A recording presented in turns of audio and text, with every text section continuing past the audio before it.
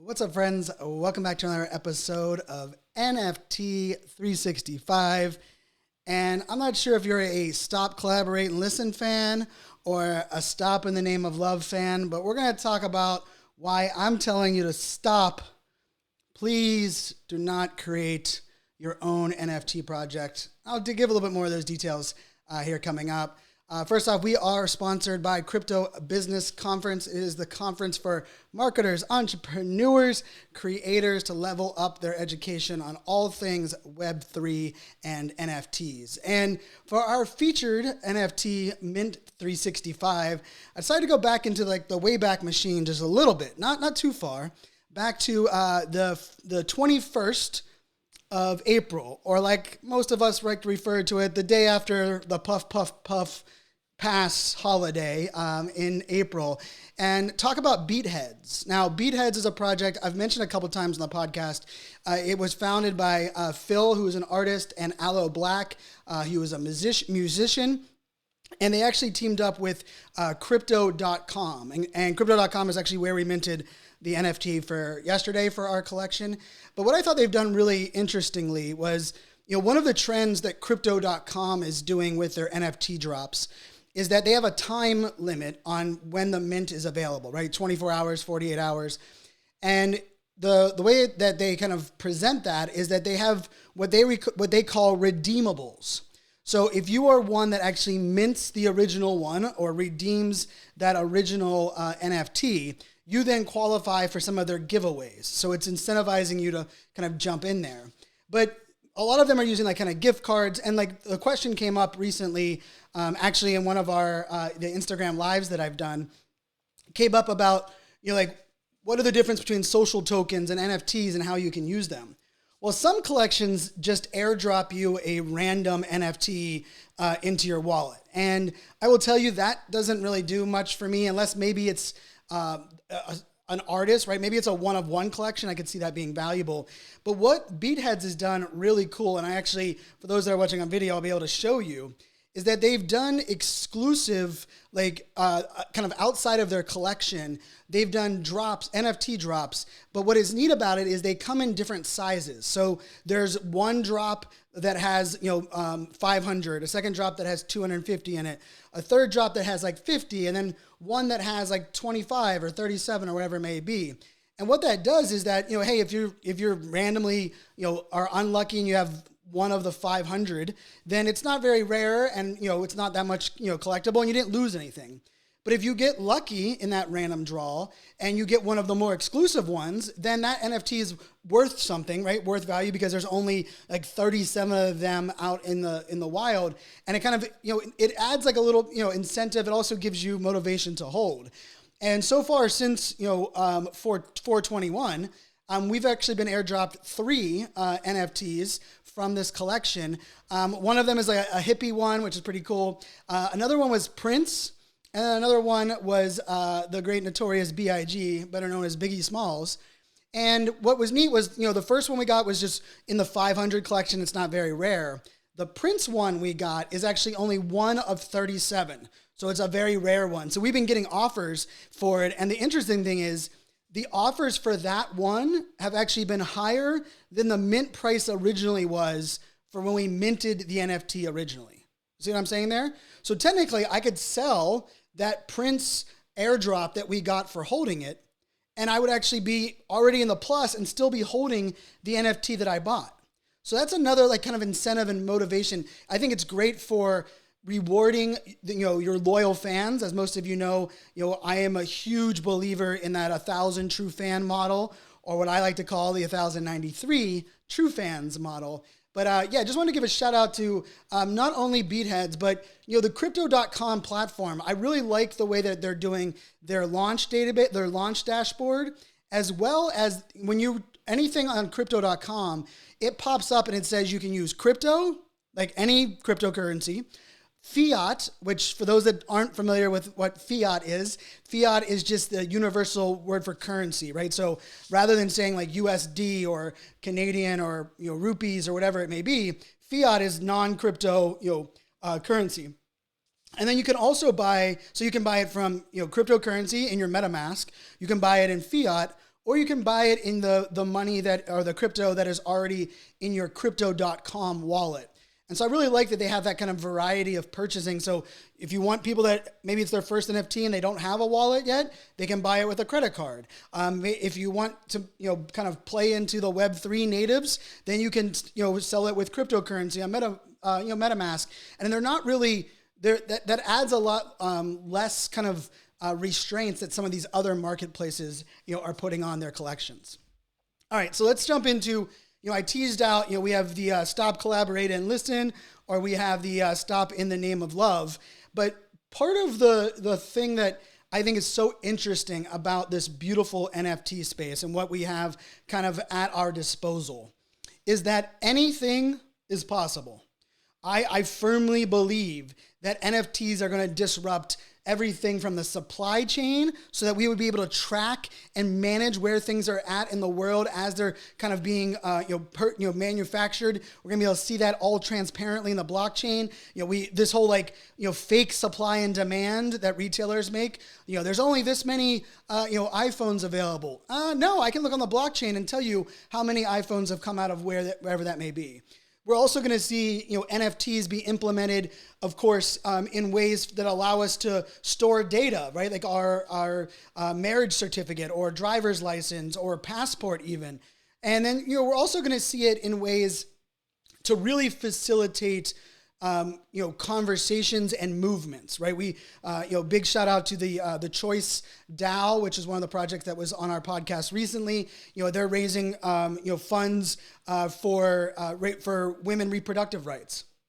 And I think there's so many use cases that one of the things that has actually kind of surprised me, because I will tell you, most of my career, I was the press the damn button guy. Like literally, that's what, I've given that keynote a bunch. I still give the keynote because we still need people that need to embrace and understanding the importance of telling their story and putting themselves out there and just getting over the hump. Like you don't know what works until you try it. Press the damn button. And I've always been a big believer on trying to get people to become more creative and tell their stories and embrace who they are and take on the world. But you notice this episode says stop. Now, I'm not telling you to stop pressing the damn button. I'm just going to ask you to press a different button first. I believe in the NFT space, the ahas that many of us get to come into this space is actually not through, hey, I want a lazy lion, or, I see that lion on Twitter, or I hear all these people talking, about Bored Apes or these goblins that are eating burgers. But I believe the actual majority of people, the aha comes either in you buy an NFT and then you experience this community and connection, or the aha comes when you hear a use case and you're like, oh my goodness, I need to launch my own NFT project. That's exactly what I can do for my community and for my people. And when I say stop, the reason that I'm doubling down on saying stop and kind of listen to this episode is that here's the truth. And I've been preaching it a lot, but I believe it needs a whole episode because I'm going to really dial into it a little bit more than I have in the past. I believe every single person must, I'm going to use the word must be a collector before they are a creator. Now, that's not just for the vanity thing. I heard somebody else mention something like this, and they're like, it's because you need to learn the vernacular and the vocab of the space. I can sure as hell learn what WAGMI means and what, what rug pull means without having to own an NFT.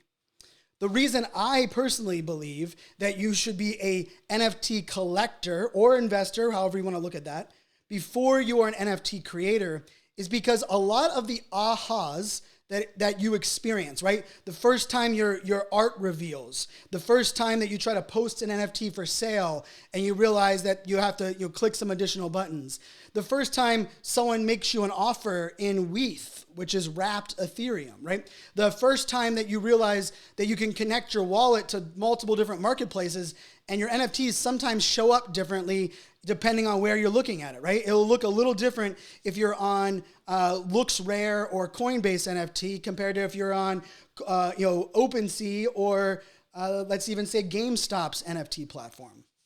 The other component of being a collector before you are a creator is here's the big truth of this.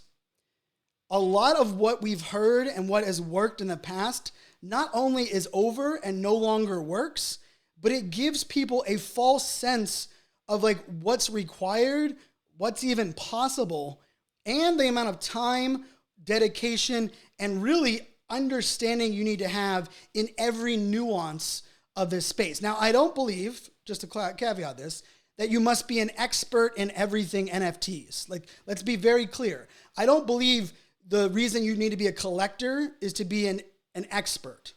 And I don't really like the word expert, right? It kind of falls in my perfection as a fairy tale role. Like, I don't need you to be an expert. I don't need you to believe you know everything or believe you are the top 1% or believe that you are smarter than everyone else in the room. But what I do believe we need to have as NFT creators is we have to understand, like, how does utility show up? What is the onboarding experience? What is that first feeling I get into a Discord that just launches? What is that feeling when I change my profile photo to my collection? And now there's lots of like the technical things that you're going to realize, like some backgrounds don't work very well in NFT art for a profile photo.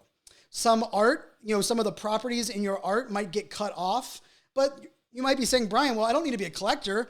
I just need to hire an artist, or I need to understand the scope of the canvas that I'm working on. Touche. Yes, that might be true.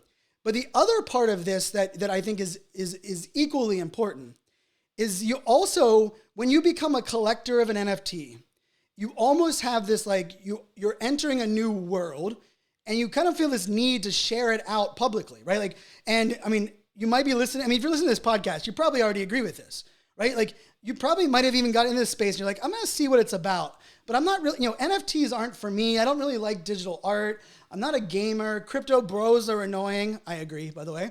But you get in and all of a sudden you're like, oh, wait, this is online. This is community. I'm connecting with like-minded people that are passionate about the things that I like. Wait, I can ask questions, and it's a very welcoming community, and people are very giving and open, and they're trying to, protect each other, and we're sharing security best practices. Well, you get that feeling, and here's what happens. You post about it, or you talk about it at dinner, or you post about it on Facebook or Instagram, and all of a sudden your friends are like, wait, you're into those scams as well? Like, you're into that Ponzi scheme of NFTs? Like, you're telling me that you just paid all that money for something that I can take a screenshot of? And the reason I say that is it's important to go through all these conversations, right? Because now you have to say to whoever is telling you that, what was your reason for buying the NFT? What was your reason for sharing it? What's the experience that you're getting? Now, the funny part about this is that I'm going to challenge, if you know a friend that has a Bored Ape Yacht Club, or really anything in the Bored Ape family, from Bored Ape Yacht Club, Mutant Apes, the Dogs, or Other Side Land, I would love for you to ask them, what is the utility that you have been provided other than these additional NFTs for holding a Bored Ape Yacht Club? And then just sit back and wait. Because here's the interesting thing about a lot of the biggest projects in the entire space. Moonbirds, for example, right? You buy a Proof Collective NFT, it gives you a Moonbirds NFT, it gives you a Moonbirds Oddities NFT. But when I reached out to a friend of mine today, when we were having a little discussion about NFT projects, he was like, Brian, I have yet to experience anything other than just getting art for my holding of this NFT. The reason I think this is all important is because a lot of our ideas from the NFT creator perspective, we want to do everything for everyone, and we want to have a roadmap and a community, and we're going to give exact dates, and we're going to be transparent. But here's the truth. There are things within this space that allow you some freedom and also allow you the ability to add on and build as you go. I actually think the number one reason that I personally believe that you should be a collector before you are a creator is so that you can understand the managing of expectations that must happen from a creator to the audience, from an owner to the creator and the community. because unlike anything else that I've ever been a part of, right? And maybe collectors, collectibles might be the exception, right? Like when you buy a rare Beanie Baby, or I like buy, Wheaties boxes, I'm not looking for anything more. I'm not like Googling, can I find other Wheaties box collectors? By the way, if you're a Wheaties box collector, hit me up. I'd love to know what Wheaties boxes you have. But the reason I say that is like the collectible space might be a little bit unique. Although I know a lot of people entered this space via Top Shots. I know a lot of people like myself. I have an entire storage unit of baseball cards. Like actually right over off camera right now, I have an unopened 1990s baseball, Major League Baseball, Don Russ pack of baseball cards. None of it's been opened. The case is still sealed from 1990. Like I got a whole case of baseball cards that, usually you go through them and look at who you have. It is unopened, still sealed from 1990. How 30 years? Holy cow, I'm old. I forget 30. I don't know, 1990 still feels like 15 years ago. I realize now that it's 32 years ago. Oh, my goodness. Okay, so the funny thing about that is that when we think about that, like that box that I have there, right? The reason I didn't open it was not because I got bored or I forgot, is because I knew that by keeping it, in its original container and sealed, that one day it might be worth more money. Now, in this space, in this NFT space, the idea of how much you can sell an NFT for, to me, is only a small part of this entire piece of the puzzle when it comes to launching your own NFT collection. For example, we launched our NFT collection here with the podcast back on December 12th, which is forever ago, 12/12/21. And within our collection, we have the founders and then we have the super fans. We have those two groups of people that are holding NFTs. Now, there's different level rewards with those, but also we've added different utility on, right? Originally, we came out with like 2 or 3 things that people were going to get for holding those NFTs. Since then, we've done airdrops, we've done giveaways, we've welcomed them into a couple other projects. We've given shout outs. We're offering something cool happening August 1st for our another group of our team. And for me, understanding some of those managing of expectations is vital, because I think there's 2 mistakes there's lots of mistakes that we can make. One of them is being too broad and too out there with no real details. The flip of that is also a problem in many cases, because here's the other part of the NFT space that most people struggle to realize until you are a collector. And if you're a collector and maybe you have 5 or 6 or more NFTs, I want you to think about this for a second. Have anyone been like, you know what? I wanted to get in this project before, and I was waiting and I wasn't sure. And then all of a sudden, the floor price started going up and more of my friends were in it. So I decided to jump into it because I was like, this project's amazing. And then all of a sudden you realize the floor price starts going down. You're behind the scenes and you're like, oh, people are questioning some things here. And all of a sudden you realize you bought the top. And for those that don't know, what buying the top means is simply you purchased it at its height, whenever the average price or the floor price was at its highest that it's been. I have one. There's a project called Goblin Girls. A friend of mine, Jen, is the founder of it, and it took off, and I had a bunch of them, and I flipped them, and I was like, you know what? I'm jumping back in. I love the project. I love the art. Yeah, I bought the top. I bought the heck of the top. And the reason I say like something like that is important is because what it does is it makes you check yourself, right? Because now I have to say, do I just sell it and cut my losses? Or did I jump in this project for other reasons other than what I can resell it for? I've said this over and over and over again. I have many NFTs that are in my wallet right now that have already given me more value than the price I paid for them. And I don't care if I ever sell them or if I ever make another penny. The Playboy Rabbitar. Back in November, the first week of November, I got to go to an exclusive Playboy party because I held a Playboy Rabbitar. I believe that Rabbitar was, I'm not even sure how much I paid for it when we minted it, but I can tell you, the Playboy Rabbitar, the Playboy experience that I attended, and the fact I got to be part of that community, already ROI of that project. Now, the project has a great floor. I believe the floor is like 0.18 right now, which is great for this current market. But the reason I think this is also one of those things is that the last thing I want you to think about, and this is the one that I can promise you, if you are not a collector, you have not thought about this one. I'm going to promise you that. I don't make a lot of promises here on the podcast, but I'm going to promise you that, okay? And the one that you haven't thought of is, how do I empower the hodl mindset? Let me say that again. As an NFT creator, how do I empower the hodl mindset? Now, hodling, H-O-D-L, or, I like to look at it as like someone like me just fat-fingered holding, and then they just kind of leaned in on it. But hodl, we've heard the idea that you're a paper hands, right? There are diamond hands and there are paper hands. Paper hands are people that love a project, but then as soon as the price goes down, they sell it. It drops right through their hands. Diamond hands are like, I don't care what's going on with the project. I don't care what people say. I'm locked and loaded. I'm a diamond hands. Well, that hodl mindset is the premise that maybe you're kind of in between a paper hands and a diamond hands. But the hodl mindset says, this is worth me holding this NFT because I'm getting these benefits, or I'm getting that by holding it, I'm going to be better off than selling it. Because here's one of the things that we have to recognize.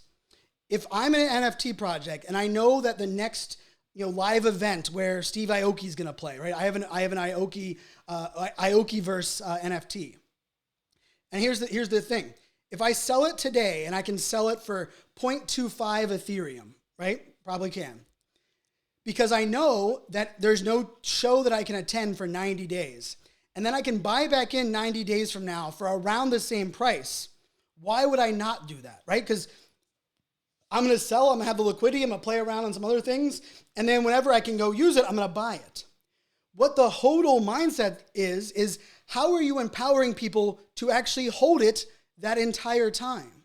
Now, I mentioned that project I give a shout out to start this episode with, BeatHeadz, right? BeatHeadz is a project where a collaboration between an artist and a musician that has not only some utility around music and some upcoming collaborations and some things that they have in their project that I'm excited about, but they want you to kind of come along, and they do some really cool like mix-ups, and they do contests in their Discord, but they're also airdropping me these NFTs, and one of them happens to be more valuable right now than the floor price of the collection. So from the hodl mindset, they're keeping me as a hodler because I know they're going to give me value and take care of me. Compared to someone that bought it and was like, you know what, I'm just going to wait till they drop something cool. You sell it, and then you come back into it. So that idea, that premise is one of those key components that doesn't really make sense until you are a collector first. So hopefully you kind of can think about that, the value in that. I will also say there's some other components like, the dopamine hit you get when you sell your first NFT, the emotional connection that you have to a piece of art that you probably would have never expected to have, the connection you have to others that are wearing the same profile photo as you. These are things that until you experience them, you can't understand them. And until you understand them, you can't really build and incorporate them in the actual delivery, the strategy, and most importantly, the adaptability of your NFT projects. Right now, every NFT creator has to be thinking, how am I building an adaptable model for what I am delivering in my NFT project? Think about NFT worlds. They were not planning for Minecraft to pull the rug out from underneath them. They didn't rug pull their community. They got rug pulled by a utility, by a platform that they were building on top of, right? Think about that, right? What about some other projects that they've had things that have come up along the way? Your ability to have a strategy, manage expectations, but be adaptable is the essential recipe, your essential combo for a successful NFT launch. I, for one, know this for a fact because for many people, they've been hitting us up and they're like, when's your project coming out? What's going on? Well, I can tell you, we're building all of these different components and layers, and we're also making sure that what we're delivering is the thing that I want to be, associated with my brand for the rest of my life. That's what I'm thinking about. I'm not thinking about 3 months from now, 9 months from now. What I am building, what I believe in is way bigger than even just me. I actually think about it from the standpoint of how cool would it be if my oldest daughter, who happens to be 12, graduates from college, maybe doesn't even go to college, and is able to join the family business, which was launched as an NFT project. That's where my mind is going, and it's because I've been a part of great projects. I've been part of some bad projects. I've been rug pulled on some projects. I've bought an NFT every day for a year. No. You don't have to do that. I actually don't recommend that. It's a bit crazy, and it's a bit of a roller coaster. But with all of that being said, I hope this makes sense. If you have a friend that is hitting you up and is saying, hey, I heard you're in NFTs. I came up with an idea, and I want to create my own. I suggest you send them this episode. I'm going to save you a lot of work. So if you were looking for the ROI, your return on investment for listening to NFT 365 podcast, I'm going to save you the phone call trying to talk your friend out of creating an NFT project and they've never collected an NFT before, because I can promise you by the time they get here, this is where that friend's going to listen and say, oh, I better text them and say, thanks for sending me that episode. I now understand. As always, we are sponsored by the Crypto Business Conference that is happening in beautiful San Diego, California in October. I mean, who doesn't want to be in beautiful San Diego? And, I'm excited not only to see the lineup, but, there's rumors from that I've heard that it is a single track conference. So the fact that it is going to be a single track, so you are not going to be missing anything. We are all going to be experiencing the same content on stage. To me, I absolutely love multiple styles of events, but I'm a big fan of single track. I also love an event that is actually at an event location. And this event is at the San Diego Convention Center, which may be just one of the busiest and best convention centers in the world, and that's my own personal opinion. I've spoken at the San Diego Convention Center probably 20 times, and it's one of my favorite venues in the entire United States. So hopefully you'll check that out. It is socialmediaexaminer.com/NFT365. And lastly, friends, don't click on links in Twitter from project accounts. Today, Psychedelics Anonymous and their Izu project, their Twitter accounts were hacked. Now, the founder put out that there was two-factor authentication was on, that they had a 20-character password, but it was an SMS. And I don't know if this is true or not. There's an SMS two-factor authentication, which means when you log in, you get a text message. And somehow they got around it. And unfortunately, I have a plethora, favorite word, but not in this use case, of DMs from people that are like, Fanzo, hey, I heard you got hacked in the past. I got hacked today and I lost my Psychedelics Anonymous. Could you help? And to me, I don't care how many times we say it. It's still going to happen. The FOMO is going to get the better of us. We're going to have that kind of outer body a moment. And we just have to realize that we just can't be clicking on those links. And we also can't be shaming people that have. I know for many of us, we live in this space all day long and we're like, we preach this. Why have they not done this? They should learn their lesson. No, we can't fall for that. We can't shame people for doing something that seemed what they wanted to join a project. They wanted to spend money on something they cared about. And unfortunately, the scammers, the hackers, the bad people that are doing bad things, they're always going to exist. But we can't allow ourselves to make them feel worse, because I can tell you, speaking from experience, it sucks. It absolutely sucks having your NFTs taken from you. And I don't want that feeling for anyone. And so I feel for those that have been violated. I hope that you're able to find a way to get reimbursed. I know the founder of the project tweeted out that he's going to do his best to reimburse anyone that was compromised via their Twitter hack. But not all projects are going to be able to do that. And I just think we have to look out for each other and just know you're not alone. And on this journey, bad things will happen. Bad people will do bad things, but we can't let them win. We must recognize the power of this movement, the power of NFTs, the beauty that we can all be creators. But of course, hopefully, after listening to this episode, you're a collector first. Until tomorrow, my friends, make it a great day. Cheers.